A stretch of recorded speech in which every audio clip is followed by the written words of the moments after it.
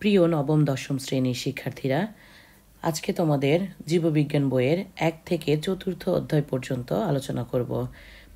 এই 4টি অধ্যায় থেকে কিভাবে তোমাদের এমসিকিউ 1, 2, 3, 4 বিভিন্ন ধরনের প্রশ্ন আসতে পারে এবং কোনগুলো বেশি ইম্পর্ট্যান্ট সেগুলো নিয়ে আলোচনা করব। প্রথম অধ্যায় হচ্ছে জীবন পাঠ। এই অধ্যায়টি খুব সহজ, যে কারণে এই অধ্যায় থেকে অবশ্যই অ্যান্সার করার চেষ্টা করবে যাতে মিস না হয়। প্রথমে জীববিজ্ঞানের বিভিন্ন শাখাগুলো। জীববিজ্ঞানের ভৌত শাখাগুলো সবগুলোতে কি বিষয় নিয়ে আলোচনা করা হয় শিখতে হবে, অন্তত এমসিকিউ এবং 1 আর 2 নাম্বার প্রশ্নের জন্য। এখান থেকে ব্রড কোশ্চেন হওয়ার সম্ভাবনা খুব কম। তার মধ্যে বেশি ইম্পর্টেন্ট হচ্ছে ট্যাক্সোনমি, এমব্রায়োলজি, হিস্টোলজি, বিবর্তনবিদ্যা, কোষবিদ্যা, এন্ডোক্রাইনোলজি, এসব যেগুলো একটু ব্যতিক্রম। ফলিত জীববিজ্ঞানের শাখাগুলোর মধ্যে রয়েছে জীবাশ্ম বিজ্ঞান, পরজীবীবিদ্যা, কীটতত্ত্ব, জিন প্রযুক্তি, বায়োইনফরমেটিক্স। এগুলো বেশি ইম্পর্টেন্ট। সবগুলোই কী কী বিষয় নিয়ে আলোচনা করা হয় সেগুলো জানবে, তবে এগুলো একটু বেশি ইম্পর্টেন্ট। এরপর আমরা দেখি জীবের শ্রেণীবিন্যাস। শ্রেণীবিন্যাস কি? সংজ্ঞা 1 নম্বরের জন্য শ্রেণীবিন্যাসের উদ্দেশ্য বা ভিত্তি কী, বা শ্রেণীবিন্যাস কেন গুরুত্বপূর্ণ সেগুলো এই অংশটার মধ্যে পাবে তোমরা।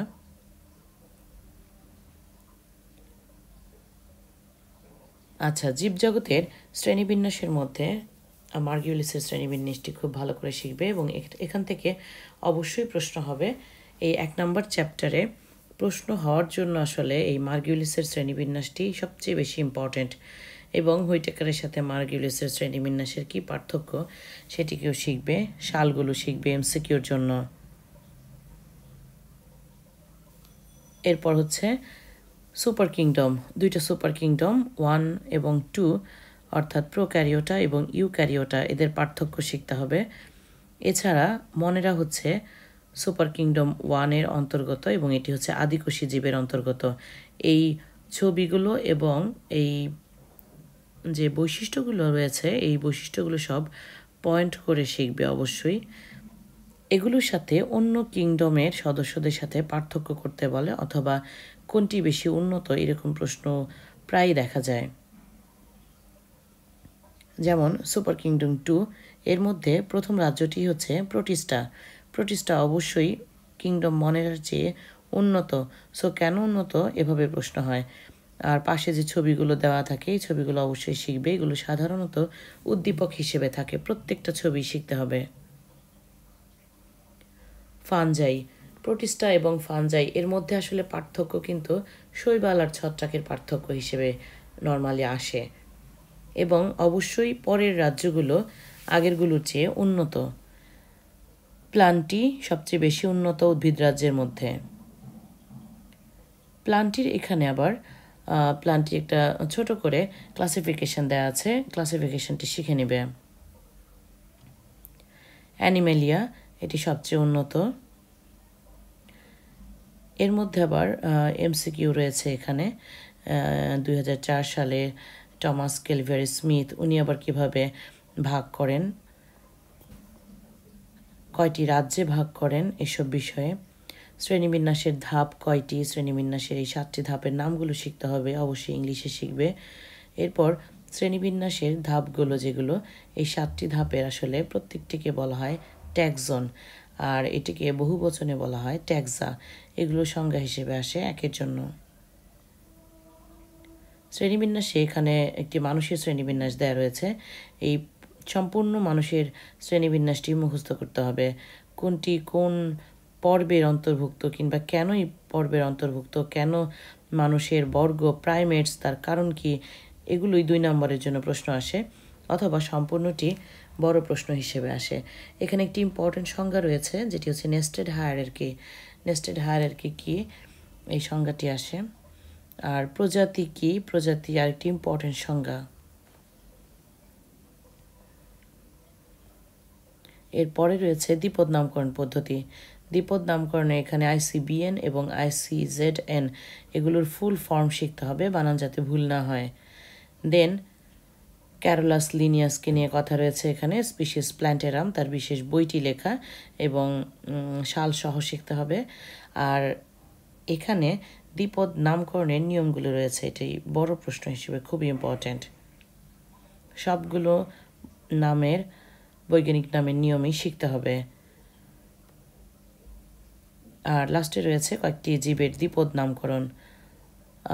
এখান থেকে আসলে 1 নম্বরের প্রশ্ন অথবা MCQ হয়, সবগুলোই শিখতে হবে, সবগুলোই বৈজ্ঞানিক নাম অবশ্যই যেন ভুল না হয়। আর সবচেয়ে ইম্পর্টেন্ট যে বিষয়টি, বৈজ্ঞানিক নাম তোমরা খাতায় লিখতে গেলে আলাদা আলাদা করে গণ এবং প্রজাতির নামের নিচে দাগ দেওয়া হয় না, এটি কিন্তু একটি মারাত্মক ভুল। আর অবশ্যই প্রজাতি নামের প্রথম অক্ষরটি ছোট হাতে হবে। এখানেও যদি বলি সবচেয়ে ইম্পর্টেন্ট হচ্ছে বিশেষ করে জাতীয় যে জিনিসগুলো, যেমন কাঁঠাল, শাপলা, ইলিশ, দোয়েল, এগুলো বেশি ইম্পর্ট্যান্ট, বাট তারপর সবগুলোই শিখতে হবে আর অবশ্যই বানান যাতে ঠিক থাকে। এই হচ্ছে প্রথম চ্যাপ্টার। প্র্যাকটিসের জন্য তোমরা এই অনুশীলনী অংশগুলো দেখবে আর অবশ্যই বোর্ড প্রশ্ন দেখতে হবে।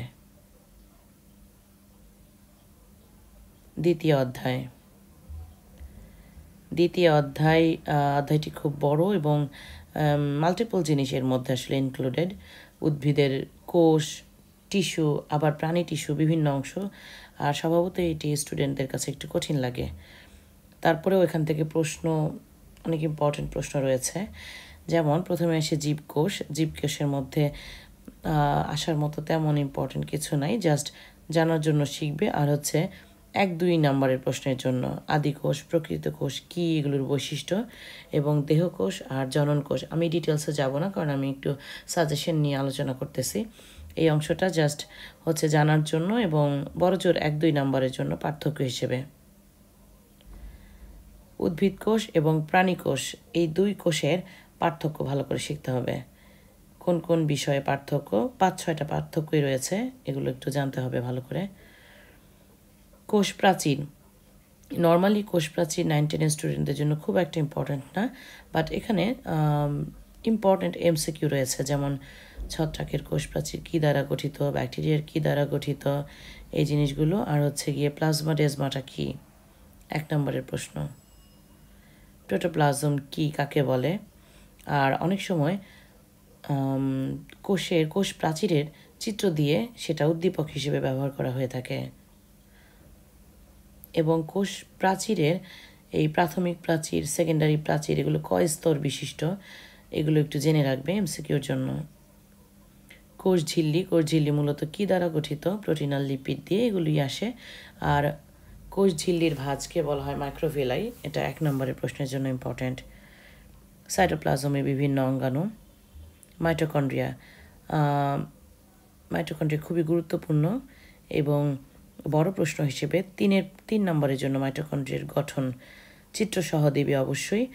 আর মাঝখান থেকে MCQর জন্য ইম্পর্টেন্ট, অক্সিজোম কে আবিষ্কার করেন বা নামকরণ করেন।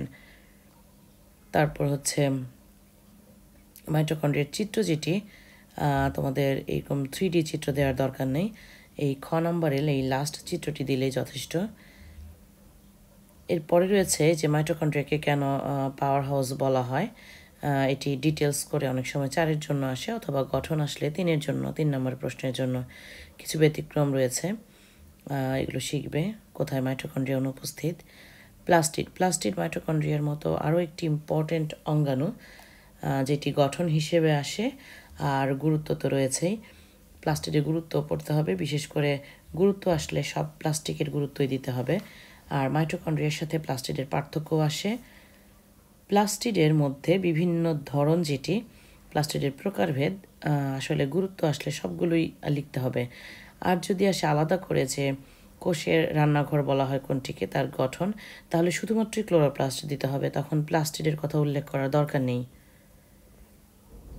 এখানে বিভিন্ন ধরনের প্লাস্টিড রয়েছে, এই প্লাস্টিডের মধ্যে কিন্তু MCQর জন্য এটা খুব ইম্পর্ট্যান্ট। লিউকোপ্লাস্ট কোথায় থাকে, ক্রোমোপ্লাস্ট কোথায় থাকে, কোন বর্ণের জন্য কোন পিগমেন্ট দায়ী, এগুলো খুব ইম্পর্ট্যান্ট। আর প্লাস্টিডের চিত্রের জন্য বা ক্লোরোপ্লাস্টের চিত্রের জন্য আসলে 3D চিত্র দেওয়ার দরকার নাই, পরের চিত্রটি দিলেই চলে তোমাদের জন্য। গলজি বস্তু, এগুলো এমসিকিউ বা ছোট প্রশ্নের জন্য। গলজি বস্তু বলতে কি বুঝো কিংবা এর কাজ কি। এন্ডোপ্লাজমিক রেটিকুলাম, কোষ গহ্বর, এগুলো জাস্ট কি এগুলো সম্পর্কে জানলেই চলবে, এগুলো বড় কোনো প্রশ্ন আসে না নর্মালি। কোষ গহ্বরের ভিতরে যে রস থাকে সেটাকে কি বলে? লাইসোজোম। লাইসোজোম ইম্পর্ট্যান্ট একটি অঙ্গাণু। লাইসোজোমের কাজ খুব ইম্পর্ট্যান্ট, কারণ এটি ফ্যাগোসাইটোসিস প্রক্রিয়ায় জীবাণু ধ্বংস করে। এইসব জিনিসগুলো লিখতে হবে। কোষ কঙ্কাল কি, জাস্ট 1 নম্বরের জন্য ইম্পর্ট্যান্ট। যাই আসুক, কোষ কঙ্কালের ক্ষেত্রে এই মাইক্রোটিউবিউলস, মাইক্রোফিলামেন্টস এবং ইন্টারমিডিয়েট ফিলামেন্টস এগুলোর কথা লিখতে হবে। রাইবোজোম, রাইবোজোমের জাস্ট রাইবোজোম কি এবং রাইবোজোম কি কাজ করে এগুলোই যথেষ্ট মোটামুটি। প্রোটিন সংশ্লেষণ করে। সেন্ট্রোজোম কি বা সেন্ট্রোজোমের গঠনও মাঝে মাঝে আসে। সেন্ট্রোজোমের ভিতরের যে দুইটা অংশ, ওই দুইটা হচ্ছে সেন্ট্রিওল, আর ভিতরে যে দানাদার অংশটি সেটি হচ্ছে সেন্ট্রোস্ফিয়ার। সেন্ট্রোস্ফিয়ার কি, এটা ইম্পর্ট্যান্ট। এছাড়া সেন্ট্রোজোমের কাজ কি, অ্যাস্টার রেট তৈরি করে কোষ বিভাজনের সময়, ফ্ল্যাজেলা সৃষ্টি করে, এগুলো জানতে হবে। এগুলো অনেক সময় 2 নম্বরের প্রশ্ন হিসেবে আসে। অঙ্গাণুগুলোর মধ্যে লাস্ট রয়েছে নিউক্লিয়াস। নিউক্লিয়াসের গঠন, নিউক্লিয়াসকে কোষের কেন্দ্রিকা বা কেন্দ্র বা মস্তিষ্ক বলে, যেখানে ক্রোমোজোমের জন্য আসলে নিউক্লিয়াস কোষের সকল বৈশিষ্ট্য বহন করে ক্রোমোজোমের মাধ্যমে। তো নিউক্লিয়াসের উপাদানগুলো শিখবে এবং ভিতর থেকে এখানে এমসিকিউ বা শর্ট প্রশ্ন থাকতে পারে। এরপর ক্রোমোজোম, ক্রোমোজোমের গঠন পরীক্ষায় আসে। ক্রোমোজোমের বিভিন্ন অংশগুলো সম্পর্কে জানবে, সেগুলো 1 নম্বরের বা এমসিকিউ প্রশ্নের জন্য ইম্পর্টেন্ট। এছাড়া কিছু জিনিস যেমন ক্রোমোজোমের মধ্যে যে সেকেন্ডারি কনস্ট্রিকশন বা গৌণকুঞ্চন থাকে, এই গৌণকুঞ্চন কিন্তু সবসময় থাকবে এমনটা না, নাও থাকতে পারে। সো এটা একটা অস্থায়ী অংশ। আর গৌণকুঞ্চন থাকলেই কেবলমাত্র স্যাটেলাইট থাকে। সো এই ক্ষেত্রে স্যাটেলাইটও কিন্তু ক্রোমোজোমের একটা অস্থায়ী অংশ, যেটা সবসময় থাকে না। এরপরে হচ্ছে উদ্ভিদ টিস্যু। উদ্ভিদ টিস্যু তোমাদের কাছে এমনিতেই বেশি কঠিন লাগে, তো এটা কিন্তু সহজ করে পড়া যায় এবং এর মধ্যে থেকে অনেক প্রশ্ন হওয়ার মতো আছে। এগুলো এমসিকিউ 1, 2 এমনকি ব্রড প্রশ্নও থাকে। তো চলো দেখি উদ্ভিদ টিস্যুর মধ্যে কী কী ইম্পর্ট্যান্ট। সরল টিস্যুর মধ্যে অবশ্যই সরল টিস্যু খুব ইম্পর্ট্যান্ট। প্যারেনকাইমা, কোলেনকাইমা এবং স্ক্লেরেনকাইমা এবং এদের পার্থক্য। শুধু পার্থক্য না, এদের এক একটা করে বৈশিষ্ট্য।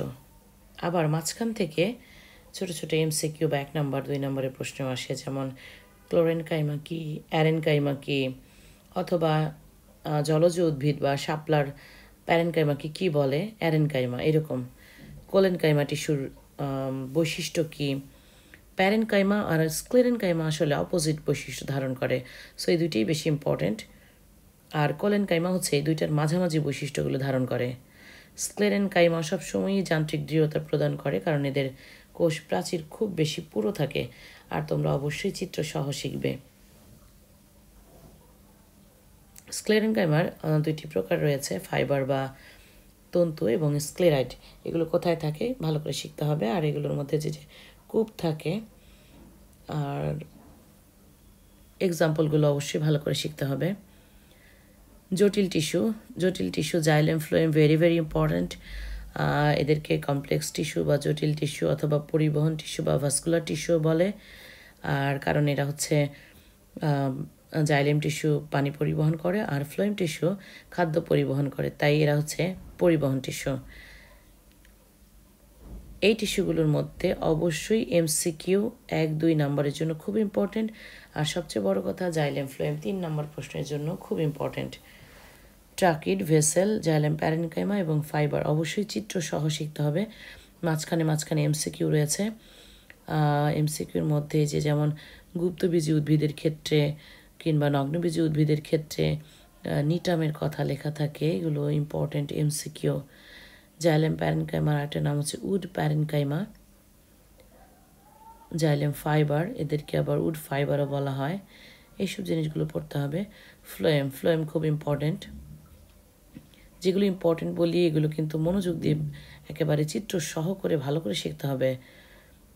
জাইলেম ফ্লোয়েম, বিশেষ করে ফ্লোয়েম বেশি ইম্পর্টেন্ট 3 নম্বরের প্রশ্নের জন্য। একদম ফ্লোয়েমের গঠন এবং গঠনের ক্ষেত্রে লম্বচ্ছেদ প্রস্থচ্ছেদ দুইটাই দিতে হবে, দুইটা চিত্রই ভালো করে শিখতে হবে। এই চিত্রের মধ্যে আবার লম্বচ্ছেদ প্রস্থচ্ছেদের জন্য কিন্তু আলাদা আলাদা নাম্বার এবং প্রত্যেকটার উপাদানের কাজও শিখতে হবে। সিভ কোষ কী থাকে, কখন কোনটার মধ্যে নিউক্লিয়াস থাকে বা থাকে না, যেগুলো মৃত কোষ সেগুলোতে সাধারণত নিউক্লিয়াস থাকে না, এগুলো একটু মনোযোগ দিয়ে কম্পেয়ার করে পড়তে হবে। আর যেমন সঙ্গী কোষে নিউক্লিয়াস থাকে, সো সঙ্গী কোষ প্রায় সময় দেখা যায় সিভ কোষের বিপাকীয় বৈশিষ্ট্যগুলো ও কন্ট্রোল করতে পারে।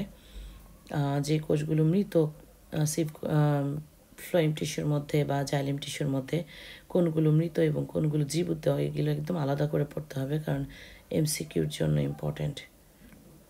ফ্লোয়েম প্যারেনকাইমা, ফ্লোয়েম ফাইবার, কোথায় প্যারেনকাইমা থাকে বা থাকে না জিমনোস্পার্মের ক্ষেত্রে। তারপর ফ্লোয়েম ফাইবারকে বাস্ট ফাইবার, যেমন পাটের আঁশ এর এক্সাম্পল, এগুলো পড়তে হবে। প্রাণী টিস্যু ইম্পর্টেন্ট। প্রাণী টিস্যুর মধ্যে আবরণী টিস্যু আসলে ক্লাসিফিকেশনটা পড়তে হবে, ভালো করে পড়তে হবে এবং এগুলোর মধ্যে প্রত্যেকটার এক্সাম্পল দেওয়া আছে, এক্সাম্পলগুলো পড়তে হবে। আবরণী টিস্যুর প্রধান 4টি কাজ, আসলে 4টি কাজ ছাড়াও এটা বিভিন্ন ধরনের কাজ করে থাকে। তো এক্সাম্পলগুলো ভালো করে পড়তে হবে, যেমন কিউবয়েডাল আবরণী টিস্যু কোথায় থাকে, বৃক্কের সংগ্রাহক নালীতে থাকে, বোমাস ক্যাপসুলে থাকে, স্কোয়ামাস আবরণী টিস্যু, কলামনার কোথায় পাওয়া যায়, স্ট্র্যাটিফাইড আবরণী টিস্যু, এটাকে কেন ট্রানজিশনাল আবরণী টিস্যু বলা হয়। এই ধরনের প্রশ্নগুলো খুবই ইম্পর্ট্যান্ট 2 নম্বরের জন্য বিশেষ করে। আবরণী টিস্যু বিভিন্ন কাজের জন্য রূপান্তরিত হয় এবং এই রূপান্তরিত আবরণী টিস্যু কোথায় কোথায় পাওয়া যায়, এগুলো এমসিকিউর জন্য খুবই ইম্পর্ট্যান্ট। দেন যোজক টিস্যুর মধ্যে সবচেয়ে ইম্পর্ট্যান্ট হচ্ছে অস্থি এবং কোমলাস্থির মধ্যে পার্থক্য, বা এগুলো কি। তরল যোজক টিস্যু, আসলে তরল যোজক টিস্যু রক্ত নিয়ে ডিটেলস করে তোমাদের চ্যাপ্টার 6-এ পড়তে হয়, সো তোমরা ওখান থেকে কিছু ইনফরমেশান এখানে অ্যাড করে পড়ে নেবে। রক্তের কাজ পড়তে হবে এবং প্রকারভেদ চ্যাপ্টার 6-এ ডিটেলস করে দেওয়া রয়েছে, ওখান থেকেই পড়ে নেবে এটা। রক্তের 3টা উপাদানের মধ্যে কার কি কাজ, মেইন কাজ, সেগুলো একটু পড়ে নেবে। প্রায় সময় রক্তের বিভিন্ন কোষগুলো, এই রক্তকণিকাগুলো উদ্দীপক হিসেবে দেওয়া থাকে। লসিকা কি, এটা খুব ইম্পর্টেন্ট। পেশি টিস্যু আসলে খুব ইম্পর্ট্যান্ট। বিভিন্ন ধরনের পেশি টিস্যু অবশ্যই চিত্র সহ শিখতে হবে। আর বিশেষ করে হৃদপেশিটা খুব ইম্পর্ট্যান্ট, অথবা ঐচ্ছিক অনৈচ্ছিকের পার্থক্য কিংবা বৈশিষ্ট্য, কিংবা ঐচ্ছিক পেশির সাথে হৃদপেশির পার্থক্য, এই পার্থক্য আকারে কিংবা পার্থক্য ব্যাখ্যা করো, কিংবা প্রত্যেকটা টিস্যুর পার্থক্য ব্যাখ্যা করো, কিংবা এই পেশি কোষগুলোর বৈশিষ্ট্য, তখন অবশ্যই চিত্র সহ দিতে হবে। এরপর হচ্ছে স্নায়ু টিস্যু, জাস্ট নিউরন, আসলে নিউরন চ্যাপ্টার 10-এ ডিটেলস করে পড়তে হয়, সো এখানে একটু লেস ইম্পর্ট্যান্ট।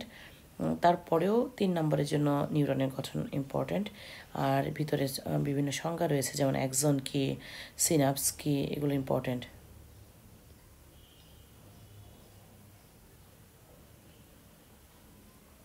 আর এর পরে যেগুলো অঙ্গ এবং তন্ত্রের মধ্যে, জাস্ট এখানে বিভিন্ন তন্ত্রগুলো দেয়া রয়েছে, তন্ত্রগুলো কোনটির অন্তর্গত কোন অংশ বা কোন অঙ্গ, সেগুলো জানলেই চলবে, এছাড়া আর এখান থেকে তেমন ইম্পর্টেন্ট কিছু নাই। লাস্টে রয়েছে যে অন্তঃক্ষরা গ্রন্থি, শুধুমাত্র অন্তঃক্ষরা গ্রন্থি বলতে কী বুঝো এবং কী অন্তঃক্ষরা গ্রন্থির অন্তর্গত, এগুলো একটু শিখবে। অনুবীক্ষণ যন্ত্র তোমাদের জন্য নয়, এটা থিওরির জন্য নয়, এটা হচ্ছে প্র্যাকটিক্যালের জন্য। এরপর হচ্ছে চ্যাপ্টার 3,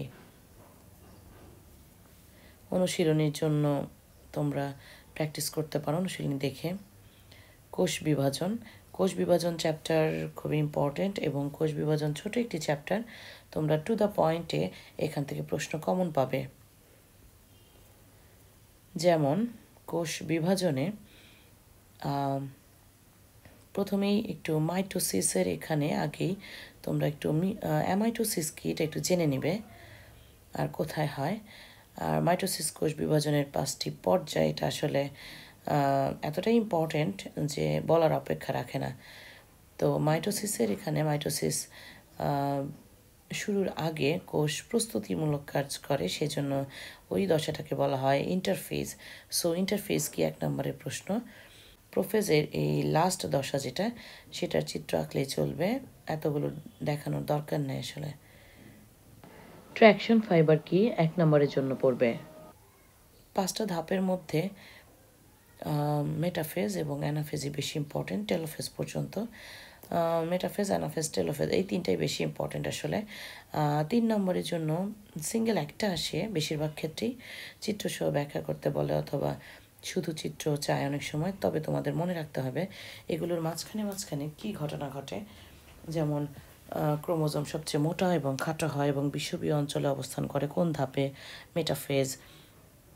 অ্যানাফেজ ধাপে ক্রোমোজোমগুলো মেরুর দিকে গমন করে। এভাবেই অনেক সময় প্রশ্নে থাকে।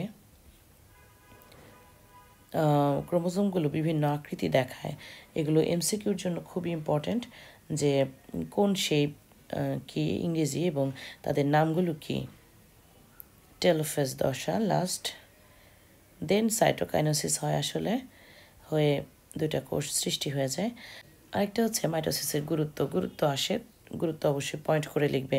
আর গুরুত্ব আসলে তোমরা গুরুত্বগুলো তো লিখবেই, যে দেহকোষের বৃদ্ধির জন্য, একটা জীবের দৈহিক বৃদ্ধির জন্য দরকার, সাথে অনিয়ন্ত্রিত মাইটোসিসও তোমরা এখানে গুরুত্বের মধ্যে অ্যাড করবে অবশ্যই।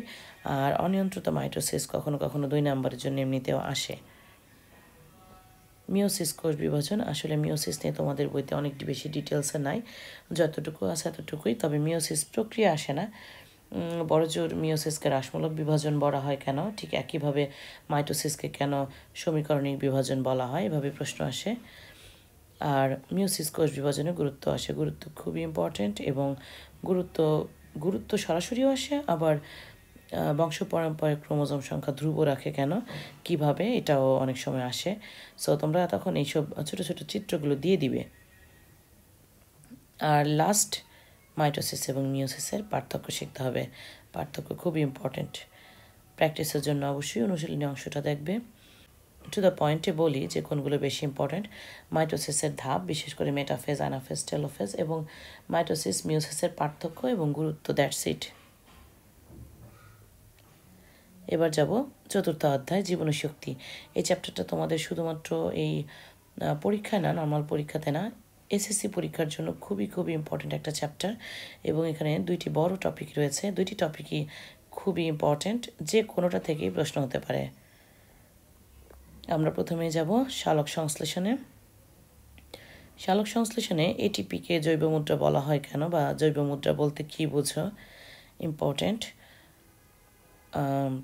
সালোক সংশ্লেষণকে এরকম জারণ বিজারণ বিক্রিয়া বলা হয় কেন, এটা একটা ইম্পর্টেন্ট প্রশ্ন, যার অ্যান্সারটা তোমরা এখানে পাবে। সালোক সংশ্লেষণ প্রক্রিয়ার আলোক পর্যায় খুব ইম্পর্টেন্ট একটা পর্যায়। আর এই প্রশ্ন আসলে আসলে এরকম একটা উদ্দীপক দেওয়া থাকে, উদ্দীপকটা হচ্ছে এখানে। এই উদ্দীপকটাকে ধরে অনেক সময় প্রশ্ন করা হয়ে থাকে যে আলোক নির্ভর পর্যায় আর আলোক নিরপেক্ষ পর্যায় কোথায় হয়। সাধারণত থাইলাকয়েড মেমব্রেনের ভিতরে হয় আলোক নির্ভর পর্যায়, আর স্ট্রোমাতে হয় অন্ধকার পর্যায় বা আলোক নিরপেক্ষ পর্যায়।